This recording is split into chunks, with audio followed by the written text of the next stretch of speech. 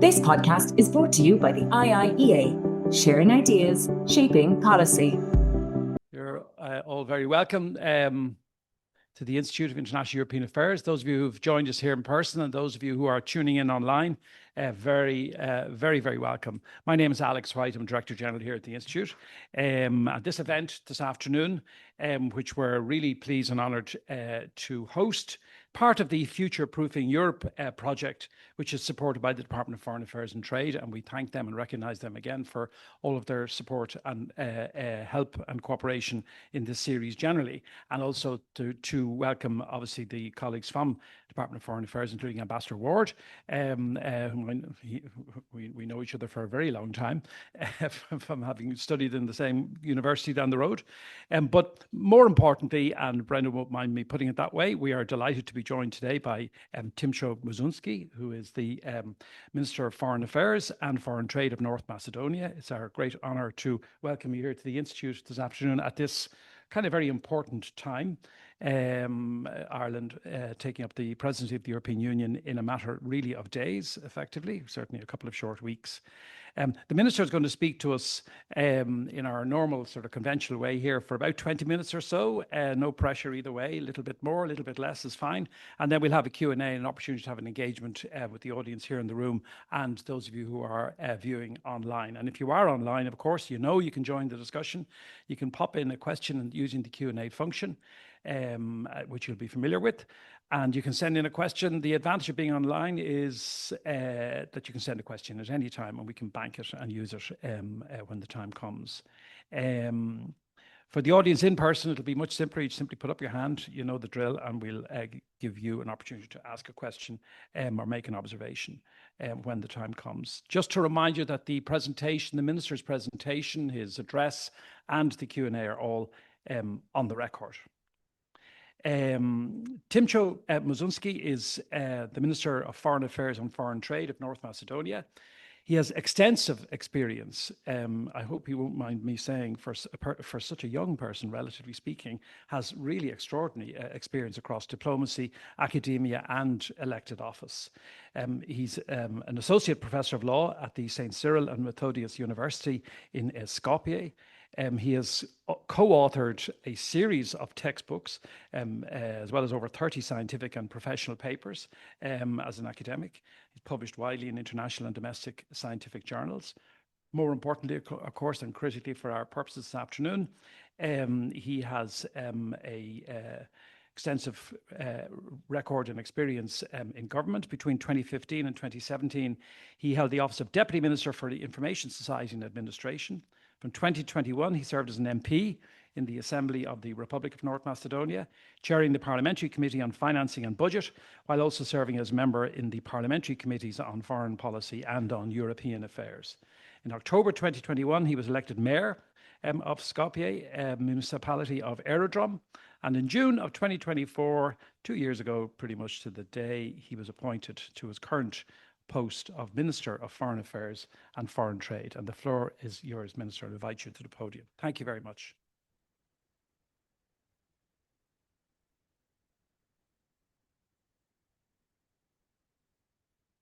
So first of all, on my behalf, thank you for the timely invitation and for the honor of addressing such a respected forum. Let me begin my address with something that happened in this city 22 years ago. On the 22nd of March, 2004, the government of the Republic of Macedonia came to Dublin and submitted our formal application for membership into the European Union. It was received under the Irish presidency, the same presidency that only 40 days later presided over the single largest enlargement of the European Union. Ireland was opening the door for 10 countries, while we were quite literally knocking on that exact same door from Dublin. Back home, the enthusiasm was historic. People believed that our European future was not just a slogan, but a timetable. I am back in Dublin today, just 2 weeks before the start of the Irish 2026 EU Presidency. To speak honestly about why we are still waiting, Why that waiting now matters, not only for my nation, but for the credibility and seriousness of enlargement itself. Enlargement is in many ways a contract. And like every contract, it has value only if both sides are willing to honor it. 23 years after the Thessaloniki Promise, the question is practical, political, but also very much strategic. Can a country deliver reforms, alignment, and difficult decisions and expect a process in which the goalposts do not move every time it approaches them? My nation has learned through long experience that when the rules are clear and the criteria are applied consistently, we can deliver. We received candidate status in 2005. The European Commission first recommended that we open accession negotiations in 2009. Yet the Council did not follow that recommendation for many years because of a bilateral dispute over our constitutional name. So that dispute was resolved. In 2018, the Prespa Agreement with Greece was signed, changing our constitutional name, signed on exactly this day 8 years ago. That decision carried an enormous domestic political cost. It divided society. It asked citizens to make a compromise no other European people had been asked to make in quite that way. NATO membership followed in 2020. On the Euro-Atlantic side of our strategic identity, the promise was honored. On the EU side, the path remained largely stagnant. And yet we did not turn away from Europe. We remained anchored in the European choice. We continued to reform, to align with European standards, and to align with the EU's common foreign and security policy. Under the EU growth plan for the Western Balkans, the European Commission has released 142 million euros to North Macedonia under the Reform and Growth Facility. The most recent tranche, only a few weeks ago, recognized progress in education and digitalization, placing us among the best performers. Rule of law, the judiciary, and public administration do remain demanding files, and I will not pretend to you otherwise. We know the homework. And Europe is not strengthened by candidates who just flatter themselves, but by candidates who have the capacity to reform themselves. These issues are being addressed through benchmarks, reform plans, and engagement with the Commission and its member states. We have also remained a very reliable ally in Europe's foreign and security policy. We are a NATO ally. We maintain full alignment with the EU sanctions and restrictive measures related to Russia's war of aggression against Ukraine. And this in itself is not a technical alignment. It is values-based, and it is a strategic choice. We have stood firmly with Ukraine and the Ukrainian people, providing political, diplomatic, military, and humanitarian support. We have deepened security and defense cooperation with the European Union, and we continue to act as a constructive force of stability in the Western Balkans, a country that wants stability not only because it benefits from it, but because it helps to provide for it. The direction is clear. Still, the path ahead remains obscured by another bilateral obstacle, this time with Bulgaria, again rooted in questions related to both identity and history. On this, allow me to be very candid and constructive. We remain firmly committed to building good neighborly relations with Bulgaria. We are open for sincere dialogue. We genuinely want forward-looking solutions and restore trust. This is why we seek practical cooperation on the Pan-European Corridor 8, on trade, investment, culture, education, and above all, people-to-people ties. The current standstill between the two countries benefits no one. Not North Macedonia, not Bulgaria, not our citizens, not the region, because when neighbors speak only through vetoes, everyone loses the accent of common sense. But the accession process must remain anchored in objective criteria, EU law and European standards. It must not become a vehicle for the endless reinterpretation of conditions that they themselves do not belong in the acquis. And we do not see this as defiance. It is a responsibility towards our citizens and towards the credibility of the European Union itself. Here, I also speak ideologically as a conservative. To be pro-European is not to be post-national. It is not to dissolve identity, tradition, or democratic responsibility into bureaucracy. The Europe I believe in is a Europe of nations, sovereign enough to respect themselves, mature enough to cooperate, and confident enough to keep their promises. For conservatives, orders matters, institutions matter, continuity matters, and so does the rule of law. This is why enlargement cannot be reduced to mood, fatigue, or any form of bilateral improvisation. A rules-based Europe must be faithful to the rules it established itself. Strong identities do not grow by diminishing the identity of a neighbor. Mature nations create space for others to stand securely within their own identity. That is not a concession. That is European civilization at its best. History matters, of course. The Macedonian and Bulgarian nations do share a common history, as close nations inevitably do. But our memory of that history differs. In the 21st century, this should not be shocking. It should be seen as something very normal.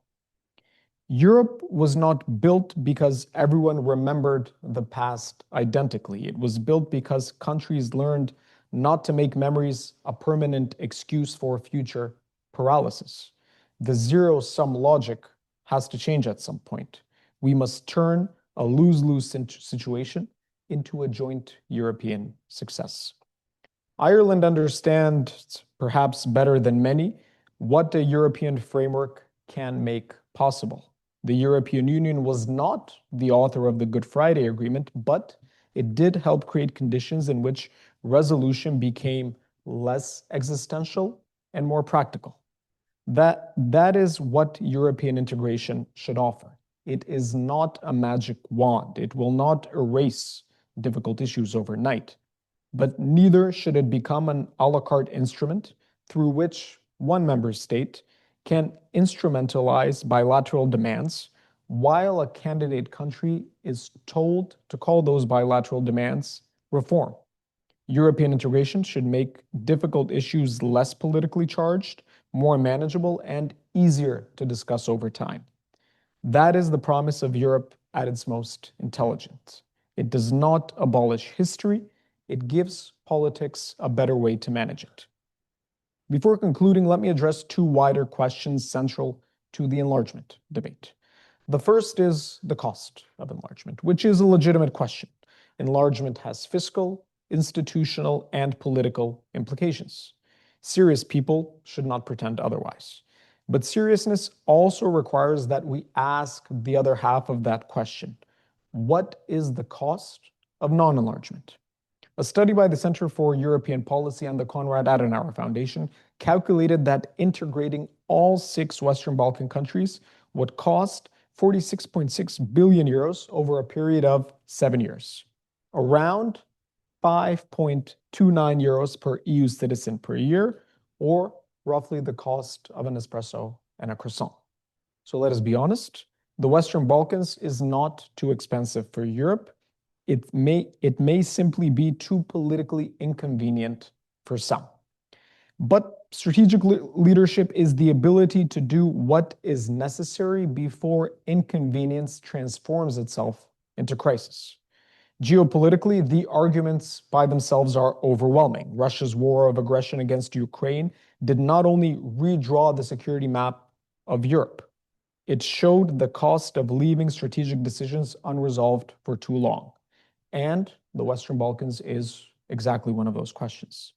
Historically, the verdict is clear. The generations of European leaders who enlarged the Union have been vindicated. The enlargements of both 2004 and 2007 are not remembered as acts of generosity. They are remembered as strategic vision and sound leadership. In my nation, we face a challenge. I label it as Europessimism, a paradox in which a clear majority of our citizens remain pro-European, over 70%, while many increasingly doubt that the Union is serious about offering membership. In a country that made difficult decisions, that also carries a deep political consequence. When pro-European governments deliver and receive stagnation in return, the political space begins to be occupied by those who argue that the European path has always been an illusion. That is not only a domestic challenge for candidate countries, it is a shared European challenge. The second question I would like to address is gradual integration. We will engage constructively with structured gradual integration, sector by sector participation in EU structures, and deeper access to the benefits of membership before formal accession. The logic in itself is sound. Deeper integration before formal accession can deliver tangible benefits and also sustain political momentum. But the destination must remain clear: full membership based on merit. Gradual integration that leads to membership can be an accelerator. Gradual integration that replaces membership becomes a waiting room with better furniture, and our citizens have had enough in waiting rooms. Europe is at a genuine strategic juncture. Enlargement can no longer be managed by delay. The space left by hesitation does not remain empty. It is filled by actors who do not share Europe's values, interests, or vision for a region. This is why we welcome the ambition of the Irish presidency, which places enlargement where it belongs, within Europe's competitiveness, values, and security. The task ahead of us is now results. Our nation's goal has not changed. Since March of 2004, when we filled our application in this city, full membership of the European Union based on merit, a clear path, a fair process, a destination that remains real. We are not asking Europe to lower the bar. We are asking Europe to keep the bar where it said it would be. We are not asking for shortcuts. We are asking that the road not be redesigned every time we reach the next signpost. For my country, Europe is not geography. Geography was settled many years ago. Europe is a political promise, a civilizational choice, and our strategic home. And if Europe wants to be taken seriously as a geopolitical union, then it must treat the pro-European neighbors not as permanent applicants, but as future members whose success is also Europe's own. Thank you.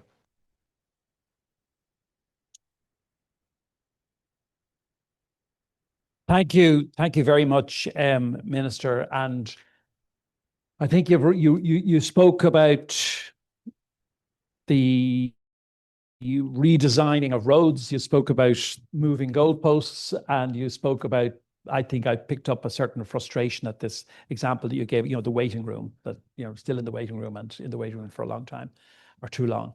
And I'm wondering, as you're in Dublin, and and you mentioned Ireland, you mentioned countries that are pro-enlargement, and it is one of the three pillars of the Irish presidency, enlargement.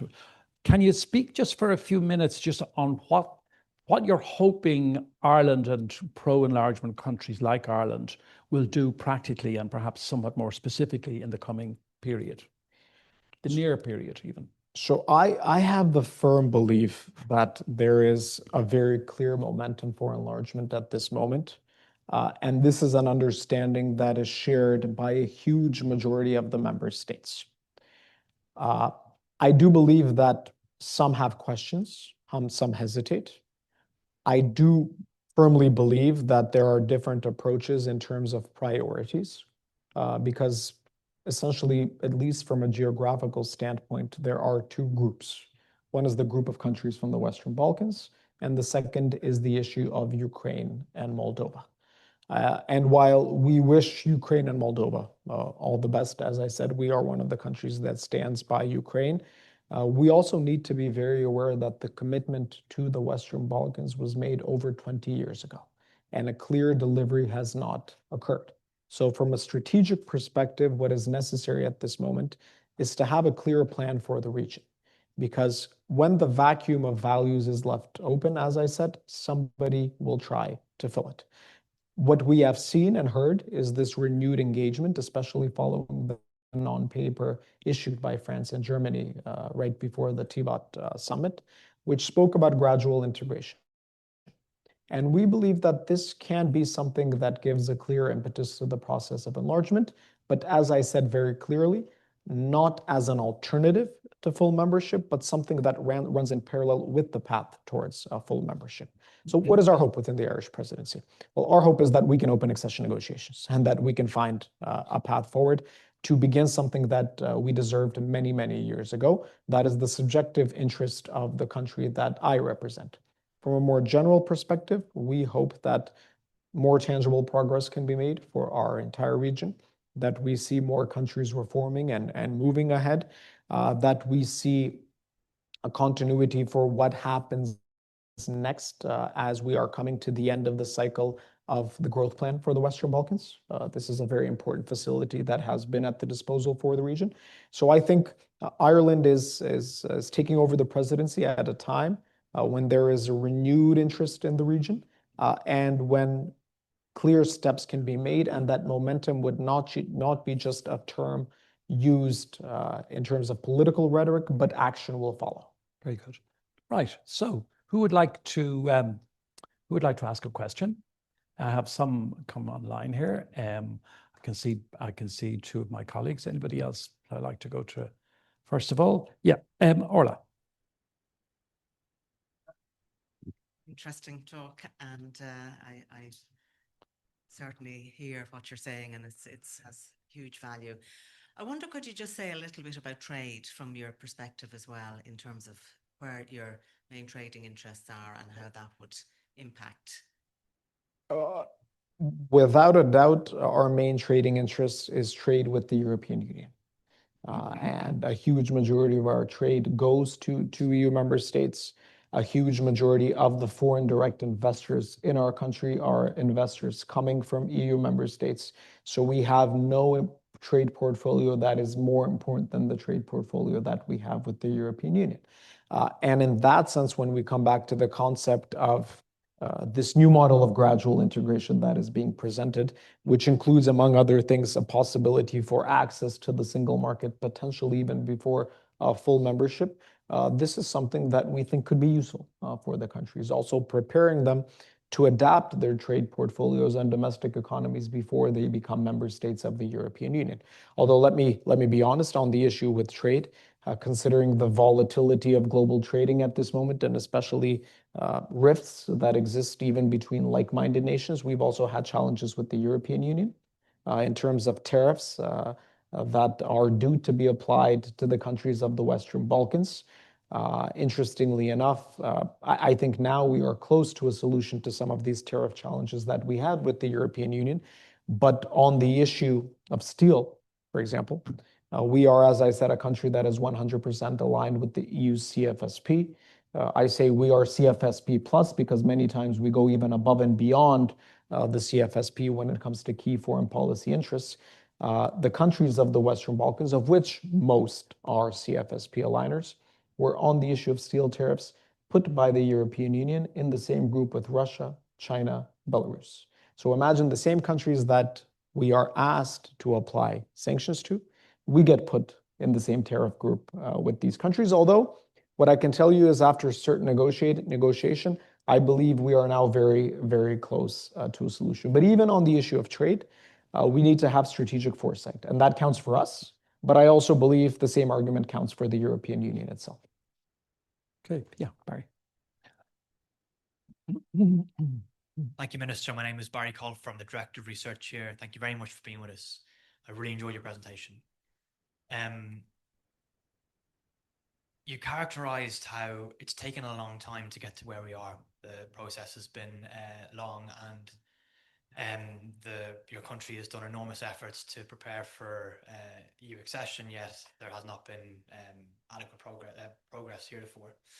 Can you characterize at all like the domestic political environment? And why I'm asking you is, you spoke about the costs of non-enlargement. And I wonder, the center of gravity in your country is very pro-European, right? With the passage of time, are people growing tired and frustrated and are more inclined towards an alternate future for the EU, which, to be honest, as a pro-European person, would create great challenges for us if that was to manifest? So is the pro-European sentiment still holding, or are the frustrations changing the political mood?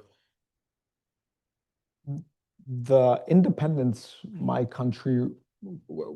the independence of my nation is deeply rooted in Euro-Atlantic values. And we owe that independence to ourselves, but we also owe it to a great deal of strategic allies and partners who helped us get our independence and get to where we are today. And all of those allies and partners have always been on the Euro-Atlantic part. It has been the United States, it has been the European Union and its member states. So when you look at it from a general perspective, I do not believe that there is a risk that our country in the near term or even long-term future will change its strategic outlook. The way by which, and I mentioned this in my speech, imagine being in the situation where we are today. Imagine all of these moving goalposts that I changed. Imagine being a country that in the last over 30 years, for the promise of a European future, has changed flag, constitution a few times, even name, still not getting where you deserve, and over 70% of the population is pro-EU. That shows how much we believe in this. With the key caveat being something that I also mentioned in my speech. The risk of arising not Euroscepticism, that's something totally different, Europessimism. People that are pro-EU, but that don't fundamentally believe that the EU is willing to deliver. And you have to understand them in that foresight, because the EU has not delivered. We have done everything asked of us, and in return, we receive new bilateral demands with no clear end to them. This is the issue. And there is only so much a country and a people will be willing to do. That doesn't mean we will remove ourselves from that strategic path. But it also means at some point we will say, you know, when it comes to identity, national and historical issues, enough is enough. We're still pro-EU. We still want to get there. But we all need to say enough is enough. And I think we have reached that point. A very clear willingness and signal by both the government and its people on its EU trajectory. And I say the proof of that is the CFSP alignment, which is an issue of values, and the domestic reforms proven through the growth plan. But on the other hand, we're proving that both internationally and domestically we're on the clear path. But when it comes to national issues and identity issues, we are not willing to compromise. And that is the stance of our people as well. And that will be the stance of our government, that we will be steadfast on our path, but we have no willingness to make additional concessions on issues related to identity, history, language, or so forth, because that is not the Europe we believe in, and that is not the Europe we want to belong to. Just to add to that very quickly, the example that we give is that many nations and member states of the European Union have solved their mutual challenges together inside the European Union. You are one of those nations, which have used EU membership as an anchor to solve also very complex and indescribable issues. So if my country and Bulgaria have an issue, I think it can be solved very quickly together on equal footing as member states of the European Union. You mentioned those issues, identity issues, and the frustration in respect to them. But presumably, I mean, I don't know, but I presume that there is a series of reforms that are put to you, or that your interlocutors in the European Union in the process require certain reforms, leaving aside the ones that you've very carefully and clearly identified. Are there sticking points there in terms of reforms, and what's coming back to you as a problem? So the most difficult challenges are in two sectors, usually. We're moving fast ahead when it comes to reform in digitalization, when it comes to reform in education, when it comes to reform in the energy sector.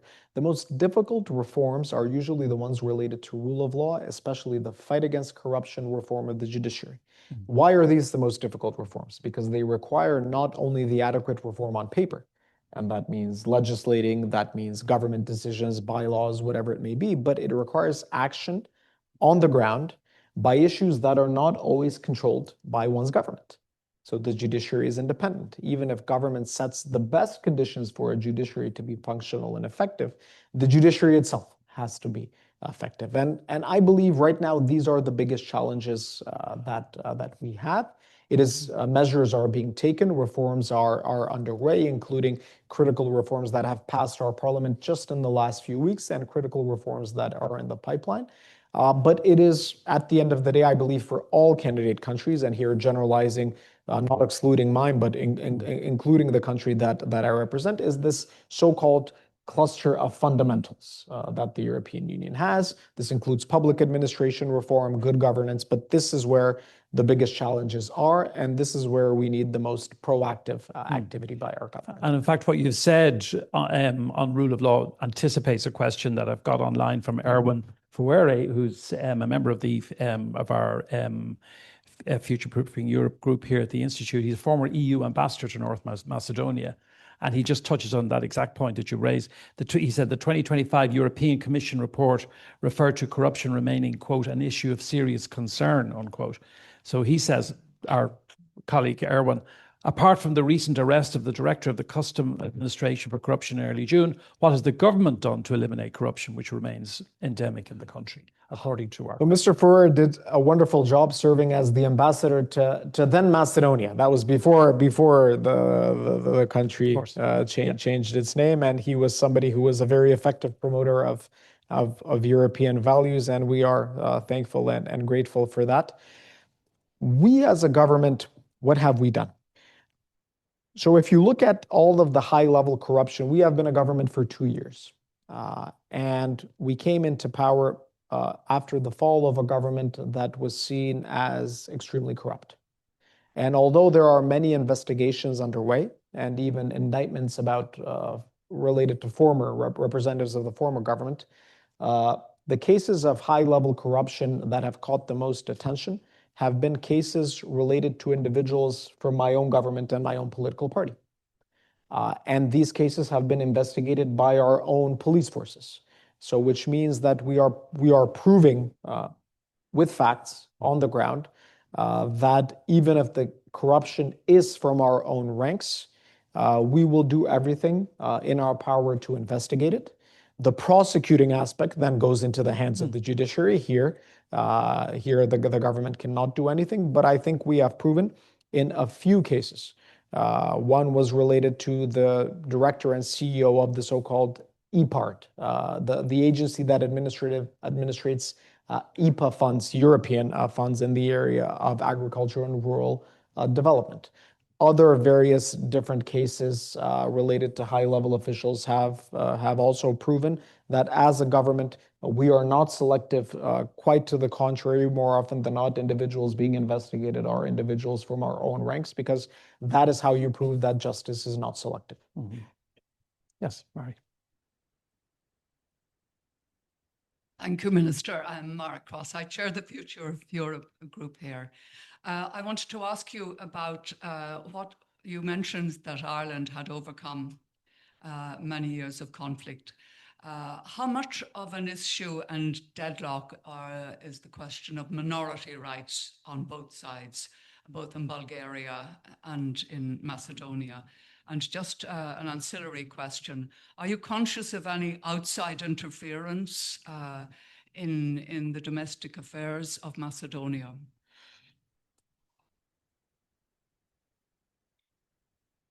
As I mentioned, I do not represent a nation that is ideal. Many of us do not. Every nation can do better and reform in various different ways. And I represent a nation that understands that it needs to continue to do more in various different fields. But if anything, I represent a nation that goes above and beyond when it comes to minority rights. This is rooted in our constitutional system. This is something that is rooted in our social structure. And this is something that is objectively evaluated by many relevant international organizations, including the Council of Europe. So when it gets to the issue of the relationship with Bulgaria, to me, the highest body on a European level that can assess how we're doing when it comes to human rights is the European Court of Human Rights. So the argument that Bulgaria makes is the infringement of the rights of Bulgarians in my country. At this moment, there are zero outstanding decisions by the European Court of Human Rights related to the infringement of the right of anybody because they are Bulgarian on the territory of what is North Macedonia.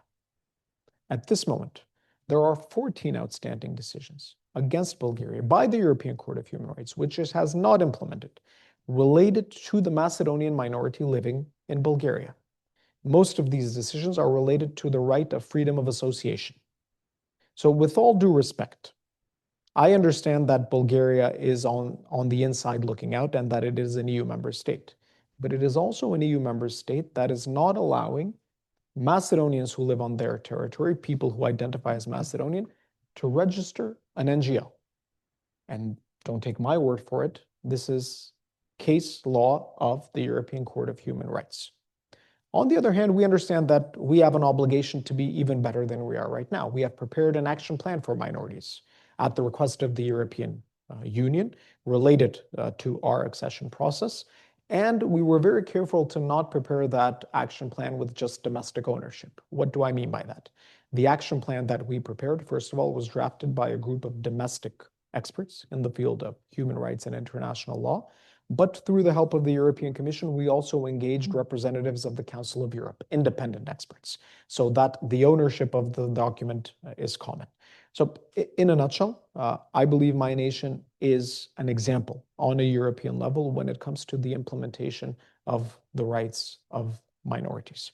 The second issue that you touched on is malign activity. Of course, there is malign activity, especially in the Western Balkans, which many malign actors see as a potential fault line. Mainly because most of these countries have a very clear European agenda, but also because some of us are also NATO member states. And the malign activity is from the two obvious actors, and that is Russia and China, who very carefully interplay with each other, especially when it comes to our region, with different mannerisms in their approach to every single country in the region. But when it comes to both countries, know that my nation has a very clear strategy and a very clear approach. Okay.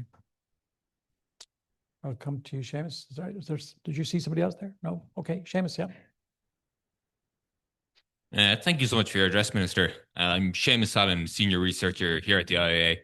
On the two bilateral disputes that you've mentioned, I wonder, could you comment on your engagement with other EU member states about those disputes, or what your expectations are of other EU member states? Because those disputes are, of course, bilateral, but they have been turned into European issues, which perhaps they should not be. My second question is about the use of vetoes in the European Union, which is a subject of controversy. And it's also one of the big concerns about enlargement, is the fear that new countries may misuse the veto.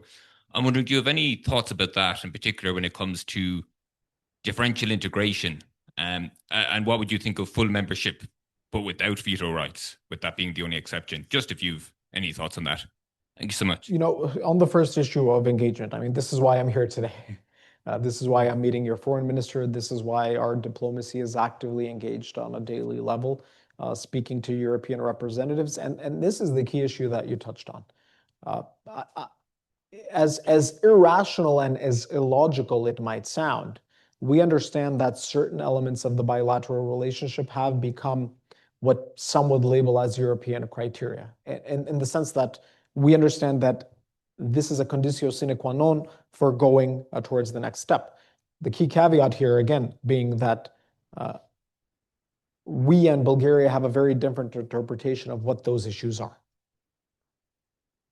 EU member states will tell us changing the constitution and this action plan for minorities, but then Bulgaria goes on and to say, well, but you also have to implement these two protocols signed between the two countries, the work of the historical commission, and it goes on and on and on into a never-ending story. And you know, I am very careful because I know that this is a public event, and I know that wherever I go, and this is their job, the Bulgarian Foreign Ministry very carefully follows my statement. So I know that what I'm saying right now goes out into the public domain, but the key issue right now is a discrepancy on the question of what is the European compromise, the so-called European compromise from 2022. And I would say that what we are working on is to, first of all, clarify this. And second of all, have institutional guarantees as a nation that if we were to implement this so-called European compromise, that we would have a predictable path forward, but that we would also expect that Bulgaria as an EU member state also provides at least some form of basic reciprocity, which would include allowing Macedonians who live in Bulgaria to register an NGO. Because on one hand, the request coming from Sofia is that we insert a national minority into our constitution. Although, to be fully transparent with you, whether or not that minority is enumerated, as we say from a legal perspective in our constitution, whether or not it's there, it still enjoys all of its rights because our constitution says and others, so others that are not enumerated. But still, these are issues that we need to clarify, I believe, between ourselves, but also with the help of the many European partners that we are engaging with. And on the issue of vetoes, I mean, the precedent that was set with our country many years ago turned into a situation where now every nation feels that it has the right to do this. Most EU member states, a huge majority of them, almost all of them, are very responsible with that right, especially when it comes to the issue of enlargement, because it is a strategic issue. What we have seen in our case is Bulgaria taking the other extreme, extremely irresponsible. We are neighbors, we are allies in NATO, in an era where geopolitical volatility is at a height when we have not witnessed it before. So what I like to say is what Bulgaria is doing right now and utilizing this veto power is geopolitical irresponsibility towards the entire region, towards the European Union itself. And at the end of the day, I agree with you, setting a very bad precedent that could be misused by other countries. Third question that you posed, it's a semi-question whether or not I believe future EU member states should or should not have veto rights. I do not want to avoid it, but I also believe that as a representative of a candidate country, it is not my right to impose, at least publicly, onto the European Union and its member states as to how they should dimensionalize the process and the enlargement policy itself.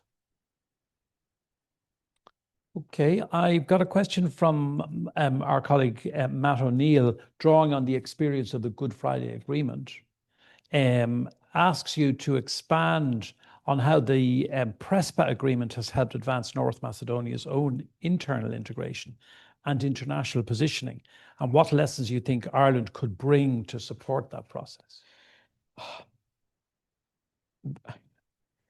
The issue on the PRESPA agreement is very, very difficult to answer, especially from the perspective that, so I openly say that I represent a political party that was in opposition when the PRESPA agreement was being drafted, and a political party that was against the PRESPA agreement when it was being drafted, because even to this day, I say this very openly, this is my personal decision, my personal opinion as a human being. I believe that, and I'm being very diplomatic here, it is highly irrational in the 21st century to force a country to change its name, especially to achieve a strategic goal.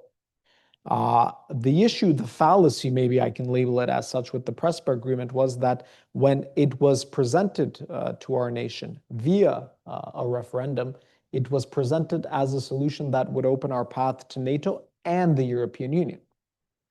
And many, almost all prime ministers or presidents of the member states, excluding some, came to our nation at that point.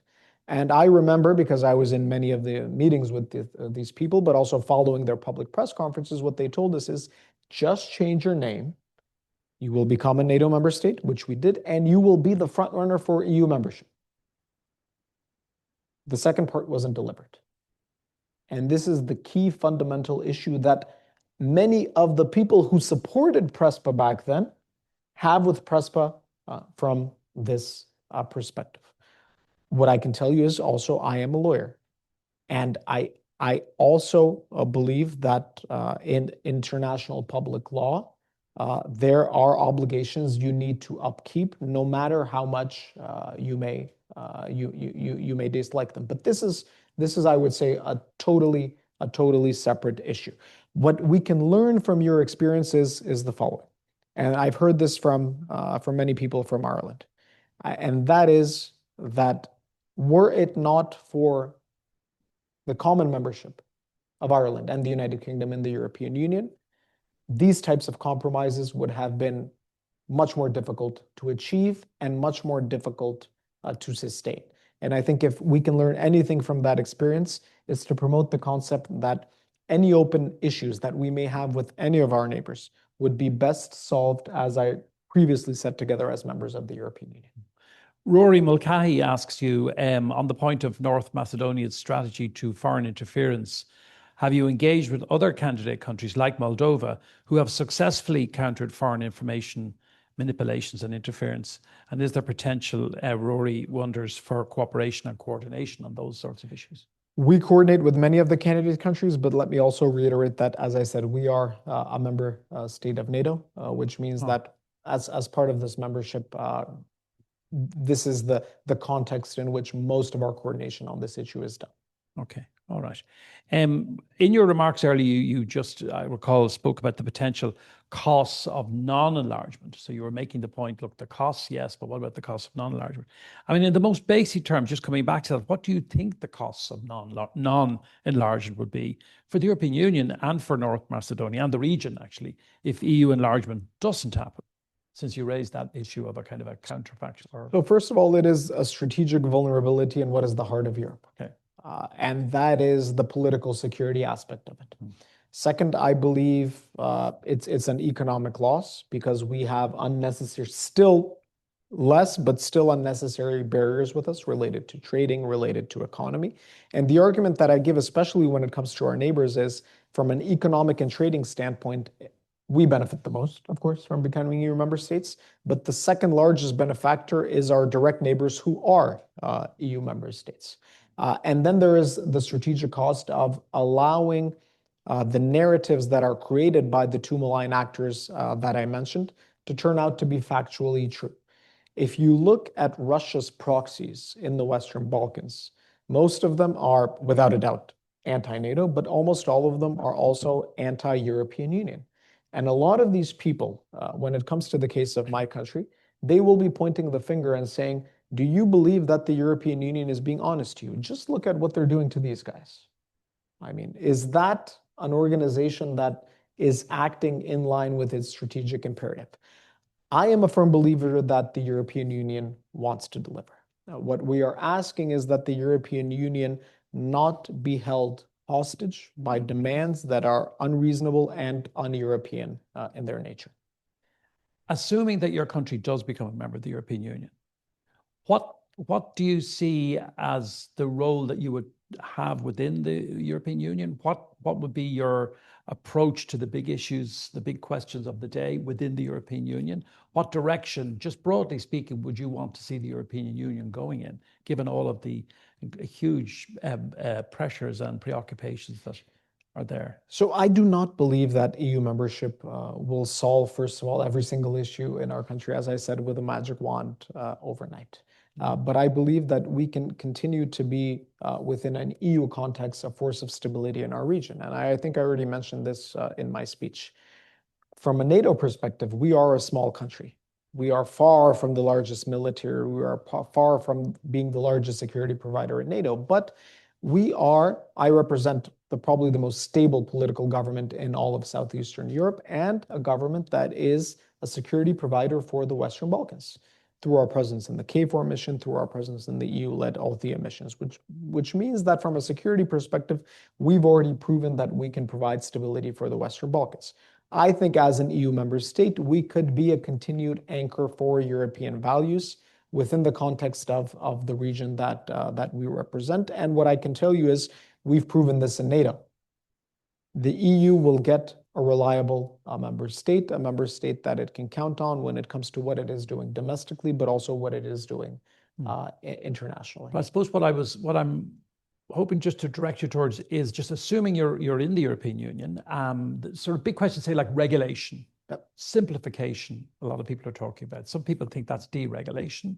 But the better view is probably that it's not deregulation, but it's an attempt to simplify a whole host of regulations across whole areas of the economies. And there's the continuing discussion in respect of competitiveness, looking one direction at the US, the other direction at China. So I'm just, to take it up to those sort of bigger questions, where will your country stand on some of those bigger questions? So, EU policy making is a wide array of issues, and we would have to go down to them one by one. Myself, as I said, I represent what I would say is a center-right political government, which believes in deregulation, which believes in lower taxation, which believes in engaging with business and helping to spur both competitiveness and entrepreneurship. If the government I represent were to become a member of the EU state, I think this is the ideological trajectory that we would push. When it comes to relationships abroad, I have the firm belief that many mistakenly still see China, for example, you mentioned China, as a misunderstood trading partner. I do not believe that that is the case. I believe China is the biggest geopolitical challenge that we face on a global level at this moment, and that from a strategic perspective, this is how we need to position not ourselves but Europe as well accordingly. So, to go into some of the issues that you mentioned, I believe that we would have a very clear Euro-Atlantic outlook also within the European Union. I believe that also we as a government see the relationship with the United States as fundamental, not just for the security, but also for the overall economic and social future of the European Union as being very important. And in that sense, we do not have the luxury of huge disagreements. Of course, from time to time, there will be issues that we do not have a common language on, but a path towards a solution always needs to be found with the United States, because the United States and its role in Europe cannot be replaced. Interesting. Anybody, we're coming kind of close to our finish time. I wonder, is there anybody else that would like to pose a question to the Minister? Speak now or forever hold your peace. Yes, Orla. I said earlier, I'm Orla Quinn, and I'm a member of the board here in the IIEA and formerly head of the Department for Trade in Ireland. You mentioned just earlier that you're here obviously to make your case and strengthen it. I just wonder, who do you see as your most cooperative partners in the EU, and what countries are you really focusing on at this stage? I think we have 26 very cooperative partners. Not to label out a single one, with some who have a higher interest in the Western Balkans, some who don't have such a high interest in the Western Balkans, but the group is much larger. And if I go down and naming them, some pop to my head immediately, but I would forget somebody. And then, as I said, this is public, so then they'll remind me. So I don't want to end up doing that. But what I can tell you is that I believe we have 26 very cooperative partners that understand us, that understand the complexity of our issue at hand. And we have one partner which we need to bring into that group. That requires dialogue, that requires difficult decisions, but that also requires being open and very honest with one another. Right. Yeah. Yes. And that's what I'm paid for. Hi. Yes. Thank you so much. I'm Alessandra here from the Institute. Hold the microphone a little closer, just so the people at home can hear you. Do you hear me properly? Yep. Okay. Hi. I'm Alessandra again here from the Institute. I was wondering, other than EU membership, what would be other priorities and interests of North Macedonia, and how could the membership help the country to get closer to such interests? Thank you. Like every government, we have our priorities. So first of all, a key priority for our government is competitiveness, economic expansion, more investment in the country. I would say two key priorities that are maybe not exactly the same. What I'm telling you right now, you hear from every government. I'm not telling you anything differently. You try to attract investment, you try to stimulate domestic entrepreneurship. Various different measures are being taken on a daily, weekly basis related to this issue. Two issues that I would point out that are maybe different from some other countries. The first one is bringing back many Macedonians, expats, who have moved outside of the country in the last 10, 15 years, creating a hospitable environment for them to come back, to invest, to work. And that means reforms that are not exclusively related to economic issues. That means the whole sector of public works, whether it's a better healthcare system, a better education system, fighting pollution, which is also in some parts of our country an issue. This is challenges that we're trying to face on a daily level, not just for the people that live in our country, but to stimulate those that live abroad to come back. And a second huge challenge that we have, and that is at a very high level of priority of our government, is the issue of demography. We are among the nations in Europe that have very serious demographic challenges in front of us. This is an issue and a policy that is being faced on a European level as well. We now, I think, for the second mandate in a row, have a European Commission that, among other things, faces with the issue of democracy. For us, this is a national issue as well. So I would say these would be some of the key priorities of our current government that are related to the domestic policy aspect of it. But, foreign policy is always domestic policy is always foreign policy. So it intertwines with the work and the activities that we do. Thank you very much for your clarity and frankness, if I may say, in the presentation and also in the engagement with the questions. I found it very informative and stimulating, and I'm sure the colleagues here at the Institute and others members and others who've come along today will have done as well. And we wish you well. Thank you very much. Thank you so much. This podcast is brought to you by the IIEA, sharing ideas, shaping policy.